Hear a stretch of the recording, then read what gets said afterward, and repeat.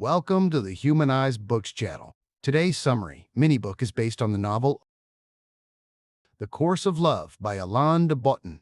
About the author in the book, Alain de Botton is known for writing philosophy through everyday life. Rather than arguing abstract ideas, he embeds them in stories about work, travel, status, and love.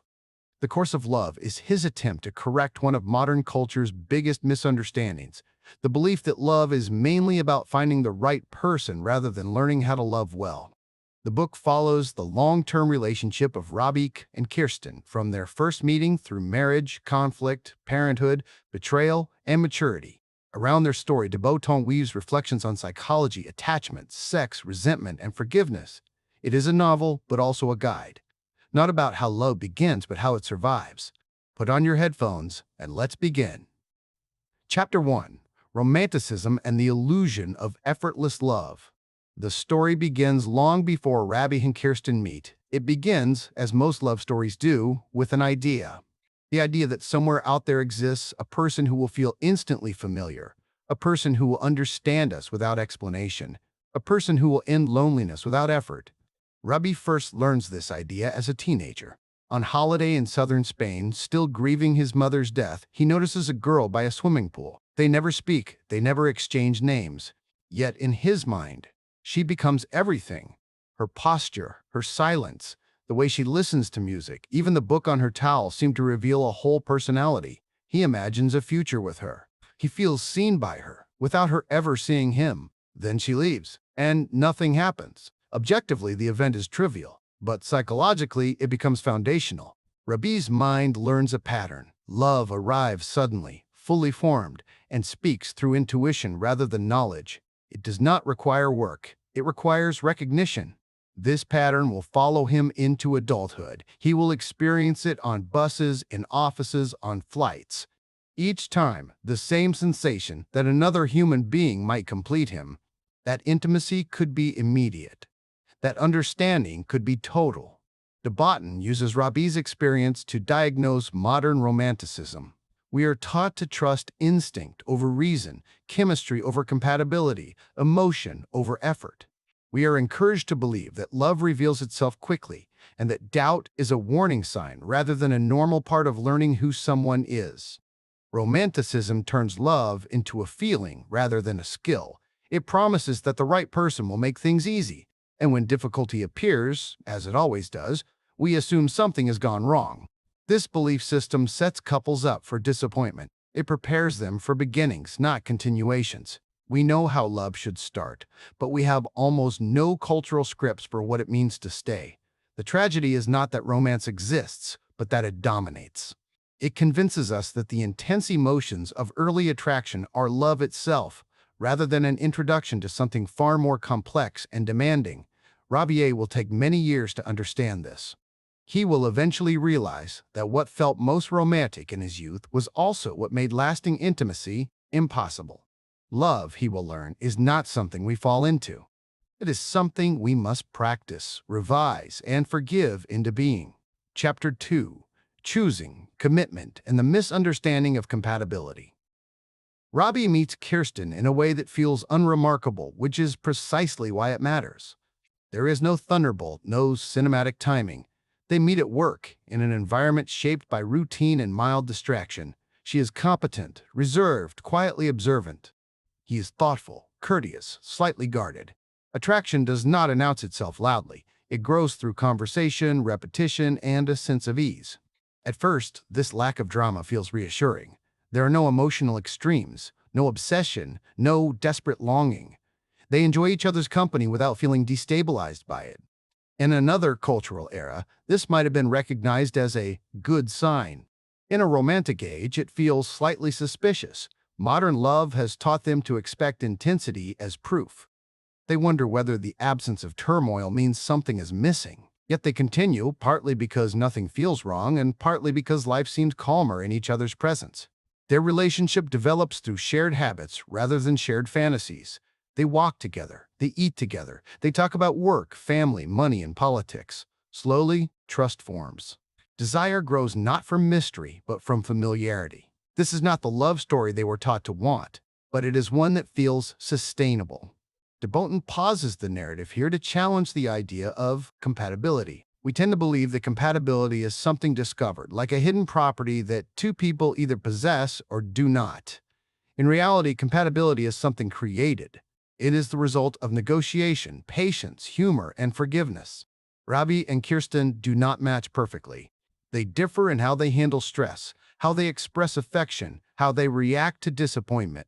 Early on, these differences feel manageable. They interpret them generously. Each assumes that time will smooth the edges. Eventually, the question of marriage arises, not through a dramatic proposal, but through a practical discussion. They talk about children, stability, and the future. Marriage appears less as a declaration of eternal passion and more as a framework for commitment. This is unsettling because marriage is still surrounded by romantic mythology. We imagine it as the culmination of love rather than the beginning of a long apprenticeship. De Botton reframes it as a decision to stay, even when staying becomes difficult. Rabih and Kirsten marry not because they believe they have found perfection, but because they believe in the value of trying together. This is a quieter motivation than romance promises, but it is more realistic. Marriage, the book suggests, is not the reward for love. It is the structure within which love must be learned. After the wedding, something subtle shifts. The absence of doubt, once comforting, gives way to new anxieties. Now that the choice has been made, imperfections feel heavier. Expectations increase.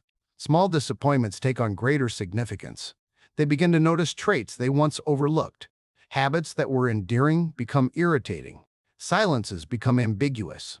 Each wonders, privately, whether this discomfort is a sign of failure or simply the beginning of something more honest. De Botton argues that this moment is where many relationships falter. We expect certainty to follow commitment, but instead we encounter complexity. Marriage does not resolve uncertainty, it exposes it. The mistake is not choosing the wrong person. The mistake is believing that choice should eliminate struggle. Love, the book insists, is not validated by ease, it is tested by difficulty. Rabih and Kirsten do not yet understand this. They sense the tension but lack the language for it. For now, they continue forward, hopeful, committed, and quietly unprepared for the emotional education that lies ahead. Chapter 3. The Everyday Wounds of Love. After marriage, Rabih and Kirsten enter the phase of love that is least discussed and most decisive, daily life. Nothing dramatic happens at first. There is no betrayal, no crisis, no clear turning point. Instead, there are routines, repetition, fatigue, small misunderstandings that accumulate quietly. They discover that love is tested not by grand challenges, but by ordinary moments, by how someone reacts when tired, by tone of voice in the evening, by the way irritation replaces curiosity. These moments feel too minor to address and too persistent to ignore. They start to wound each other without intending to. Kirsten feels that Rabih withdraws emotionally when stressed. Rabih feels that Kirsten criticizes when anxious. Each interprets the other's behavior as a personal failure rather than a protective strategy learned long before they met. De Botton introduces a central idea here. Most conflict in love is not caused by malice, but by childhood. Each partner brings into the relationship an invisible emotional history. Old fears, unmet needs, and defensive habits shape reactions long before reason intervenes. Rabih learned early that vulnerability can be dangerous. Loss taught him to stay composed, to manage pain privately. Kirsten learned that care is maintained through vigilance. She watches closely, corrects early, tries to prevent problems before they grow. Neither is wrong.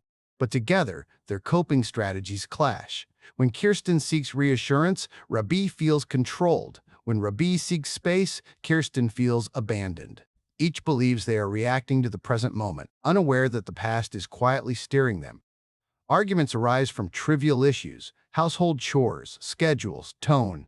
But beneath them lie deeper questions. Am I safe with you? Will you stay? Do you see me? These questions are rarely spoken aloud. Instead, they surface as irritation, sarcasm, or silence. De Botton reframes conflict as a form of communication. Anger, he suggests, is often grief in disguise. We lash out not because we enjoy cruelty, but because we feel unseen or misunderstood. The tragedy is that the very behaviors meant to protect us often create the distance we fear most. Sex, once spontaneous, becomes complicated. Desire fades not because attraction disappears, but because resentment builds. Erotic energy, the book argues, depends on generosity and trust. When emotional wounds remain unaddressed, intimacy becomes fragile. At this stage, many couples conclude that love has died. De Botton insists this is a misunderstanding. What has died is the illusion that love is effortless. What remains is the opportunity for a deeper, more mature connection if both partners are willing to learn. The problem is that modern culture gives us little help here. We are fluent in the language of romance, but illiterate in the language of repair. We know how to fall in love, but not how to apologize, forgive, or interpret each other generously. Rabih and Kirsten do not yet know how to do this. They sense that something is wrong, but lack the tools to understand it.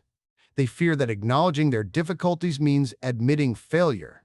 So they continue, loving each other sincerely, while slowly accumulating invisible wounds. Chapter 3 shows love not as a feeling that fades, but as a skill that has not yet been learned. The pain Rabih and Kirsten experience is not proof that their relationship is broken. It is evidence that it is real. Chapter 4. Infidelity, forgiveness, and growing up emotionally. The affair does not begin with a plan. It begins with exhaustion. Rabih is overwhelmed by work, responsibility, and the quiet pressure of being dependable. At home, conversations feel heavy. Kirsten is tired too, absorbed by the demands of early parenthood, her body and attention stretched thin. Love still exists, but it has become serious, careful, and fragile. Into this atmosphere enters someone new. Not extraordinary, just attentive, curious, light. With her, Rabih feels briefly unburdened. He is not needed. He is wanted. The simplicity is intoxicating. De Botton is careful here. He does not present infidelity as romance or villainy. He presents it as misunderstanding. Rabih is not seeking another person. He is seeking another version of himself. A version untouched by responsibility, history, or disappointment. The affair is short. Its emotional intensity far exceeds its substance. And when it ends, what remains is not relief, but devastation. Kirsten discovers the betrayal and experiences something close to annihilation. Not only has trust been broken, but her understanding of the past collapses. She replays memories, searching for signs she missed. Love, once assumed, now feels precarious. De Botton pauses the story to confront a cultural taboo. We treat infidelity as unforgivable, yet we offer little guidance on how forgiveness might actually work. We condemn, but we do not educate. He suggests that betrayal is often less about desire and more about immaturity. Rabih acted not out of cruelty, but out of emotional underdevelopment. He did not know how to articulate his needs, his loneliness, or his fear of being trapped. The affair was a clumsy attempt to escape feelings he could not name. This explanation does not excuse the pain. Kirsten's suffering is real and deep. Forgiveness, the book insists, cannot be rushed or demanded. It must be earned through accountability, remorse, and sustained change. Rabih must learn to tolerate discomfort rather than flee it. He must learn to speak honestly before crisis erupts. Kirsten, in turn, must navigate the impossible task of holding both anger and compassion. She must grieve not only the betrayal, but the fantasy of love that promised safety without effort. The slow work of repair begins. It is awkward and uncertain. They argue differently now, less defensively, more carefully. They begin to see each other not as saviors or threats, but as flawed companions. De Botton reframes forgiveness as maturity, not weakness, not forgetting, but the recognition that humans are incomplete and learning never ends. To forgive is not to deny pain, but to decide that growth matters more than purity. The affair becomes a terrible teacher. It strips away illusions. It forces both partners to confront who they are and who they still need to become. Love, they begin to understand, is not about never failing. It is about learning how to respond when failure occurs. Chapter 5. Love as an Education. By the time Rabih and Kirsten reach this stage of their relationship, something fundamental has changed. Not the absence of pain, but the presence of understanding. Love no longer feels like a performance. They must get right. It feels like a shared discipline they are still learning. They are older now. Not dramatically, but perceptibly. Less certain, less theatrical, more patient. The urgency that once defined their early love has softened into something steadier.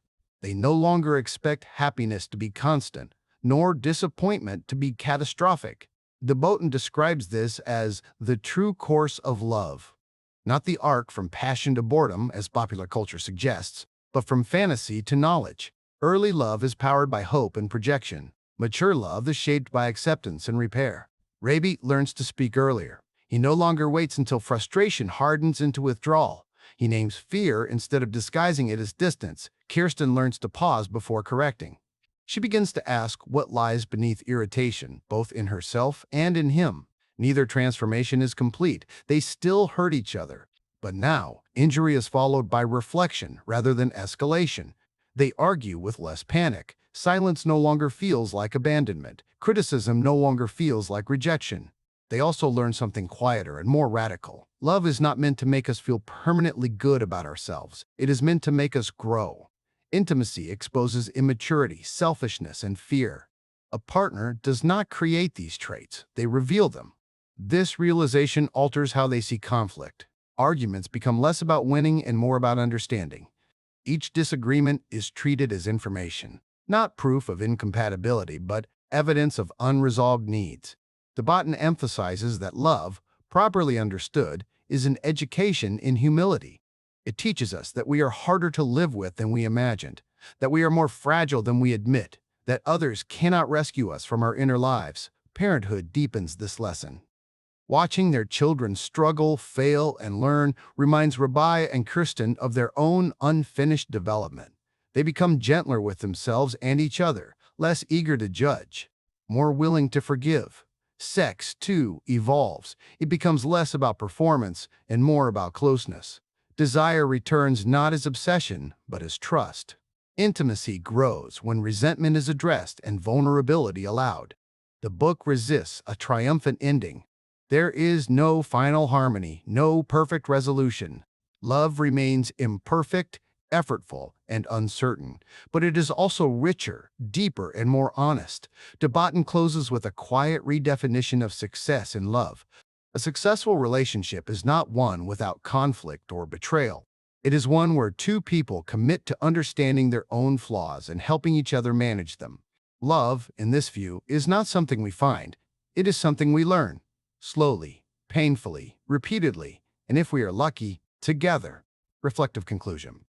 The Course of Love asks us to abandon one of our most comforting illusions, that love should come naturally and stay easy. Alain de Botton shows that the real challenge of love begins after attraction fades, when two imperfect people are asked to live closely together for a long time. Through Rabih and Kirsten, we learn that disappointment is not a sign of failure but of reality. Conflict does not mean incompatibility. Betrayal does not always come from malice, but often from emotional immaturity. And forgiveness is not forgetting, but choosing growth over pride. The book reframes love as a skill, not a feeling, something learned through patience, self-knowledge, and repeated repair. Love matures when we stop asking our partner to complete us and start taking responsibility for our inner lives. In the end, love is not about finding the perfect person. It is about becoming someone capable of loving imperfectly, honestly, and with care. Thank you for listening. If this audiobook challenged how you think, support the work by subscribing, liking, and sharing your thoughts below. Comments shape future content. Stay curious, stay aware, and return for deeper explorations. All the best, and take care of yourselves.